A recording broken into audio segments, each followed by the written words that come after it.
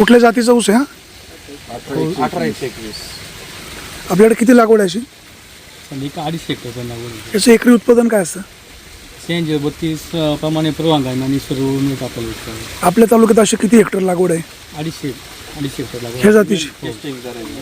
मग आता mill testing केली नाही. नाही आपण नाही केलं. याचा अनुभव अजून आपल्याकडे नाही. नाही, मिल टेस्टिंग एवढं त्याचं प्रोडक्शन नाही. त्याचं एकदा प्रोडक्शन बल्कमध्ये झालं तर एकाच वेळेला आपण त्याची मिल टेस्टिंग करू. याची एवढी जाडी वगैरे काय त्याचं म्हणजे? ते काय होतं 32च क्रॉस आहे 18-121.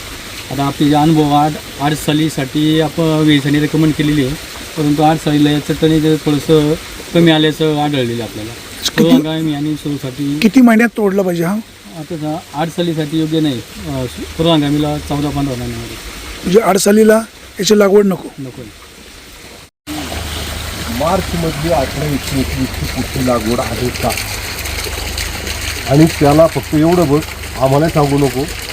मार्चमधल्या लागवडीला जर आत्ता तुरा नसेल तर तेवढा फक्त रिपोर्ट दे.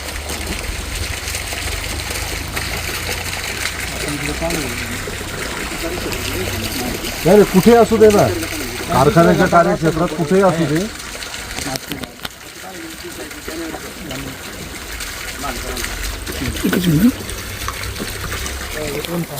बाबा, विघ्नरचे अध्यक्ष सत्यशील शेरकर तुमच्या ऊसाची पाहणी करायला आलेत. ऊसाची तोडणी लेट होते, ऊसाला तुरे आलेले आहेत. विघ्नरचं दुर्लक्ष होते का? नाही, दुर्लक्ष होत नाहीये. कारखान्याचं एक्सपान्शन सुरू असल्यामुळं थोडं गाळप कमी होते त्याच्यामुळं, आणि या पावसामुळे आणि बदलत्या हवामानामुळे तुरे आलेले आहेत आणि वाढ थांबलेली. त्याच्यात विघ्नर सहकारी साखर कारखान्याचा दोष आहे असं मला वाटत नाही. कारखान्याचा कारभार कसा आहे? छान आहे.